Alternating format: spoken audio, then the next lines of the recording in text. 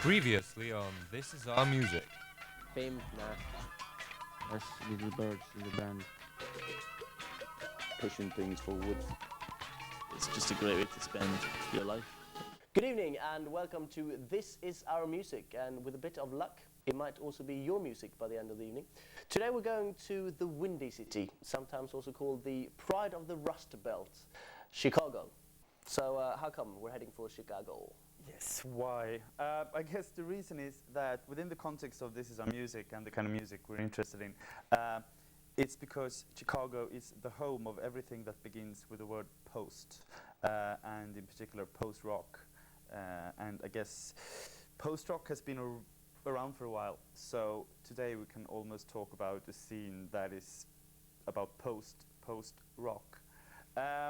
It's also very, very influenced by jazz. There's like a red thread going through all the artists we met who have jazz as the biggest inspiration. So it sort of feels a bit like in Chicago, punk never happened, like it's come full circle. There's some very obvious jazz references like Ken Vandermark, also meeting up with bands like Low, Rope, Sea and Cake, and also record labels Thrill Jockey and Kranky Records. Have you got any favourites in today's show? Yeah, I'd say the Sea and Cake, who are like a jazz fusion version of the French band Phoenix. I think they should be much bigger than they are. They're really great. And also Low, who I think, I'm not really sure about this, I should check this out, but I think the Mormons, at least originally, come from a Mormon community. And they've done the most beautiful Christmas record I've ever heard. Right, good enough reasons. Let's go to Chicago. This is our music.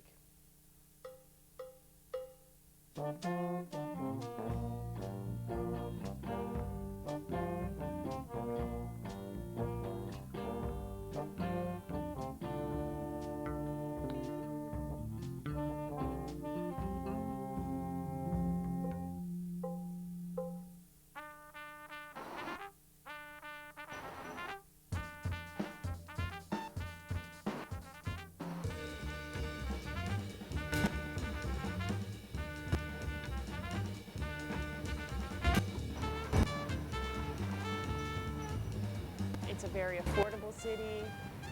It's a city with a lot of big spaces. There's a lot of venues to play, and there's a huge amount of independent record labels in Chicago.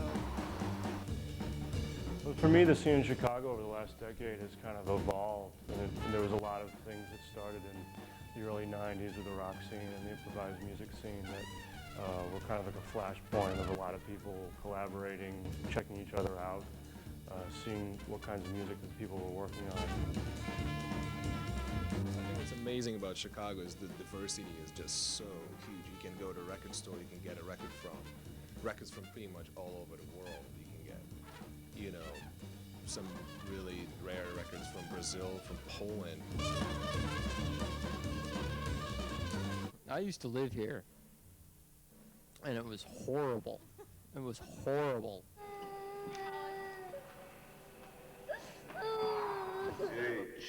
Check. Tonight we're going to play a lot of new songs. We've been writing new songs for a new record. Hopefully we'll record sometime this winter and spring. And one thing we like to do is try the songs out live a little bit before we record them.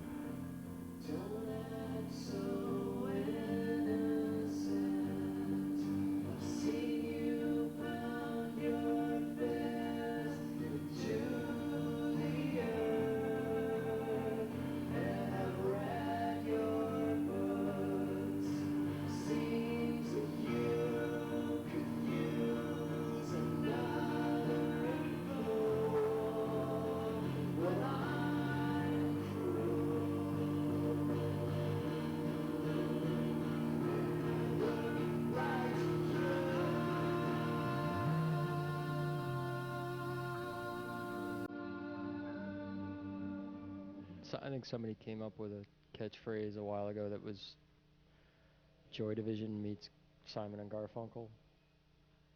And that's not bad, but I don't even think it's, you know, whenever you're describing any kind of music, it's pretty you know, reducing it down to really simple things that people can figure out from it. It's usually not a very good description, so we usually say it's really vocal based and kind of minimal. If your grandma asks, you just say, we just play rock and roll.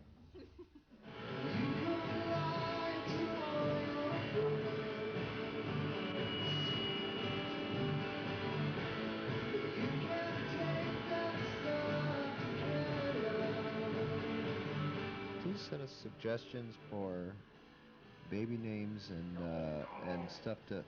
What? Everybody knows. Now they do. Everybody knows. Edit. Cut. Cut, yeah.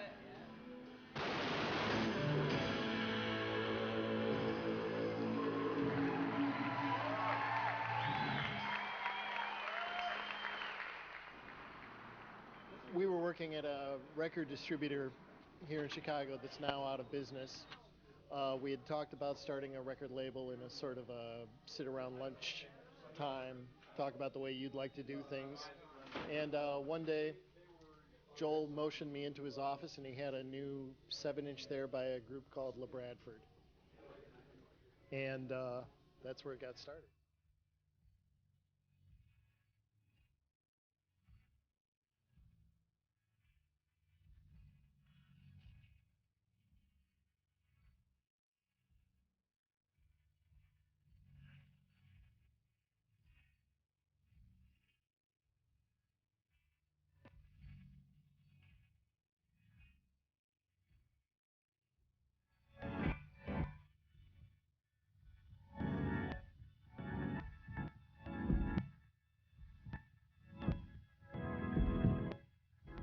When we started out, there was a glut of 7-inch singles. This was the highlight of grunge, alternative rock, whatever you want to call it. So we made a pretty quick decision that we weren't going to release 7-inch singles. We will never release a tribute compilation. What are some of the other ones? Don't print your lyrics. No printing your lyrics. No putting your picture on the cover of the artwork. No exclusive distribution arrangements.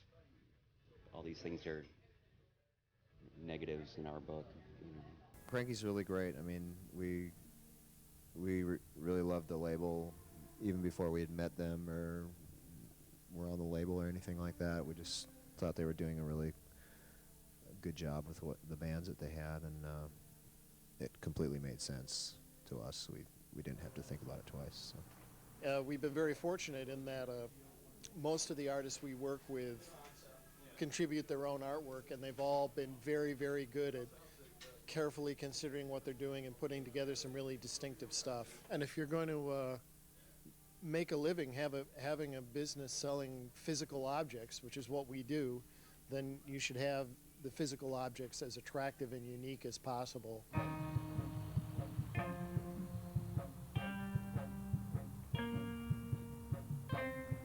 We are on stage at the Empty Bottle in Chicago, Illinois. A small club, medium-sized club, I'll say, with a small capacity of about 400.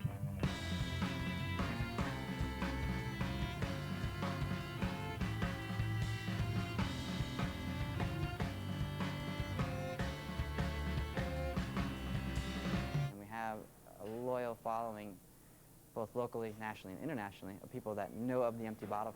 They assume and associate us with goodness somehow, and I think they trust in our taste in music and know that we're going to do what we can to sort of present what we feel is the best thing happening at any given time.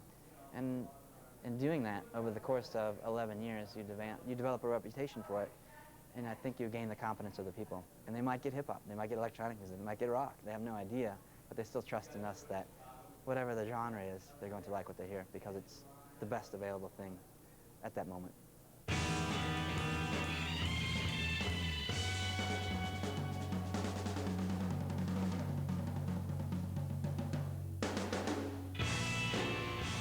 Rope started in 1998 in a town called Szczecin in Poland.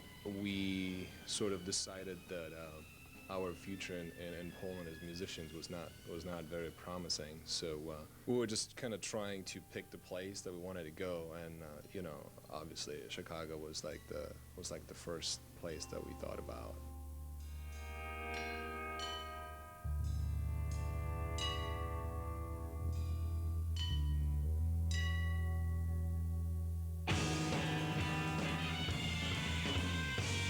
It can be scary. I know a lot of people say it's scary, and it's just how we feel about music. It's just how we express ourselves.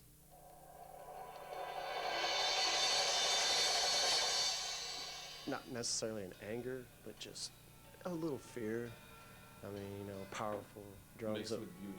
Yeah.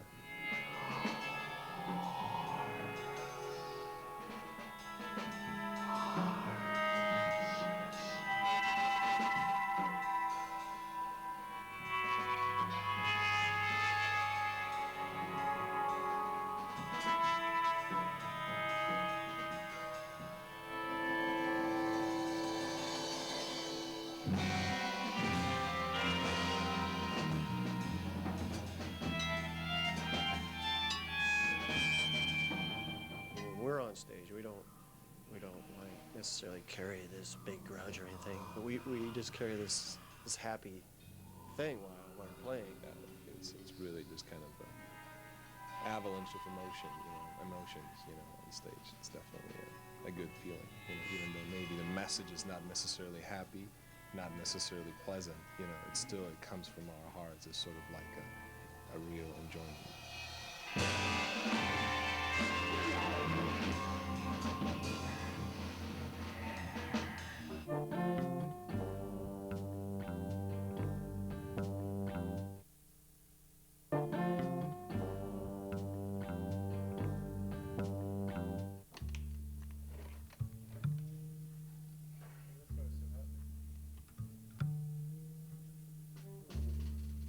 I'm very overall intrigued by the idea of like, well, what kind of decisions does someone make when they are influenced by outside ideas, you know, in real time. 80 to 90% of the music we play is created then.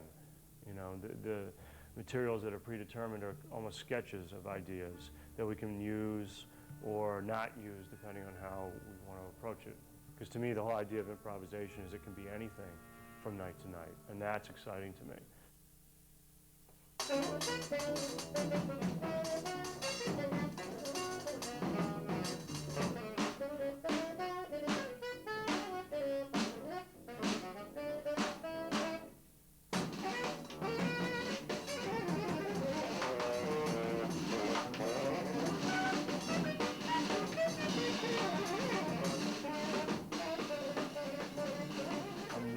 Interested in the idea of crossing boundary lines between genres and taking things from certain kinds of music I like a lot and pulling those in and using things that are inspiring to do something new in an improvising setting. And I've been doing that for years and years anyway, but I think that I'm becoming clearer about pulling specifics out of a genre. Let's say funk music. I love funk. A lot of the things that I've taken out of the funk genre, so to speak, have been very clear. Like, oh, that's like a funk tune. With FME, there are things that are less clear about the source for that stuff and isolating more abstract characteristics of, let's say, funk or James Brown's music. Maybe someone hearing it would say, oh, that's definitely like influenced by James Brown, even though it really is taking elements of his music and hopefully looking at them from a different angle.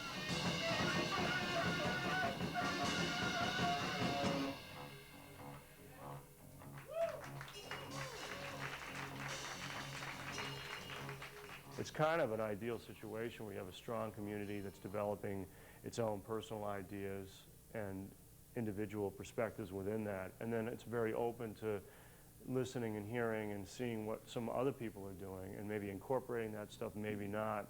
But there isn't like a boundary line around the city saying, well, this is what we do, this is what it's about. It's very, very open-minded. And that attitude, to me, really impacts what I do. That sense of freedom of being able to choose whatever is necessary, whatever is most inspiring. A lot of that's really been defined by the freedom of an open-mindedness in the city and its attitude in Chicago.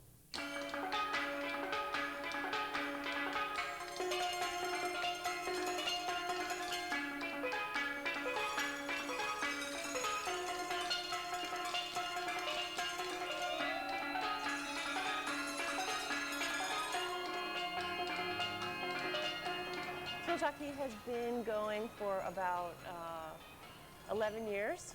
I started it when I lived in New York City.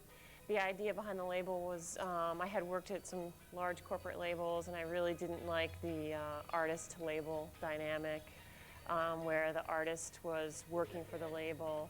It all seemed to me completely backwards.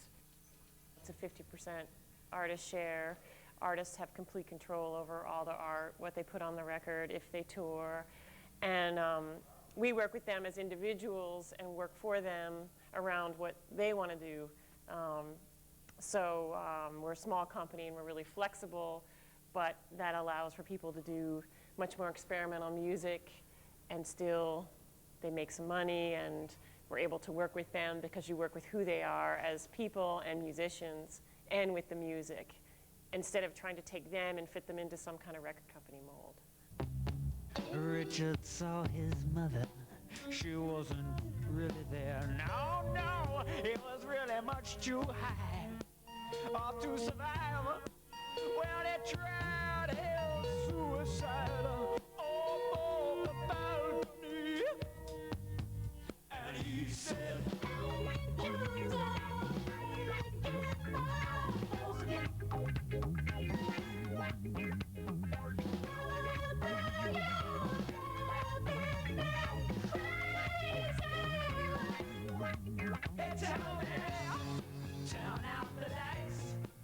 I don't listen to music and think, oh, I only like this category of music. So, and I think differences in music complement each other. You know, if you listen to a really beautiful piece of classical music and then you listen to a really raw rock record back to back, that rawness and that energy is accentuated in contrast to the sort of structure and form of a classical music. So I like contrasting music. I like it when you go see a show and the opening band is a jazz group and the next band is totally different. I think that kind of difference is complementary to the sounds. You can hear what everybody's doing a lot better. So that's why we release music that way. The mauling. I never thought I'd be a boss. I guess I'm a boss. You know, things like that I never anticipated. I thought this would be a part-time thing and I would maybe do other things. I just never ambitioned it. But through Freakwater and Tortoise and Trans Am and some of those early records, Gaunt, they all did really well and helped build the foundation for being able to, you know, stick around. It's the musicians that have kept me around. It's their great music, you know. Nice.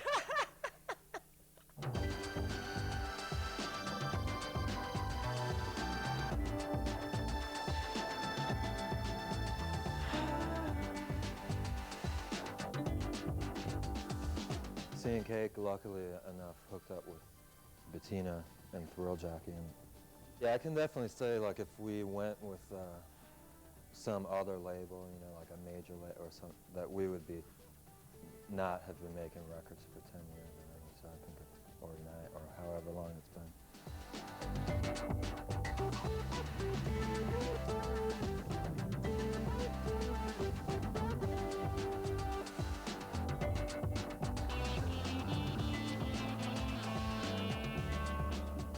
I do spend a lot of time like sort of collecting sort of disparate ideas that might not be much of anything until much later when they creep up again in some other form or whatever. But I spend a lot of time just, it's almost like creative busy work or whatever, you know, just like play a lot of guitar and all this stuff and hope that I start to hear something at some point down the line. And there are certain periods where I'm not trying too hard to like write an actual song. It's much more like sort of initiate like raw material to have for later kind of thing and stuff. So take clues along the way as it develops. And without imposing a really strong concept on it before it's anything, you know, sort of let it grow organically.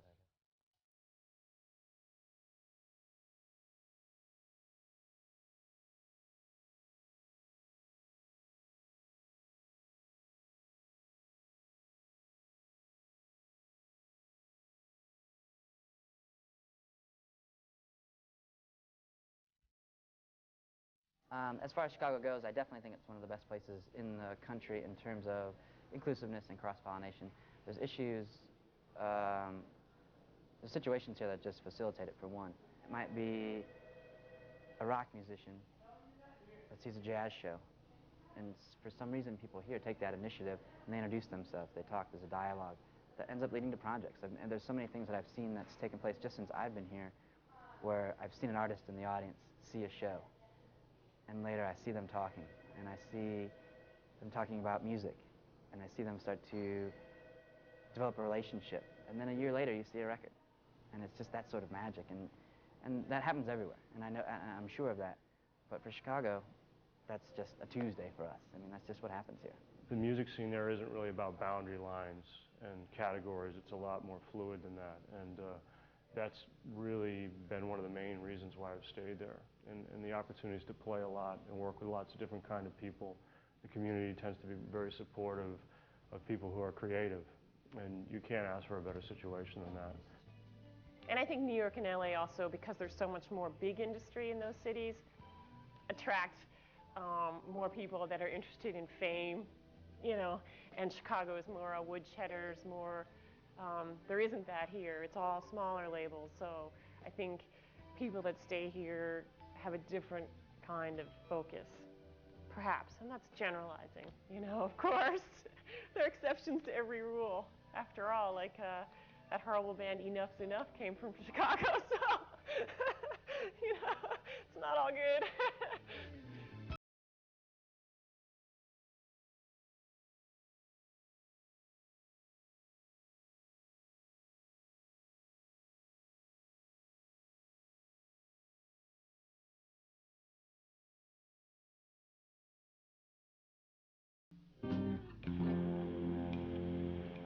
There you go. This is our music, Lost in Chicago. Some really good stuff there.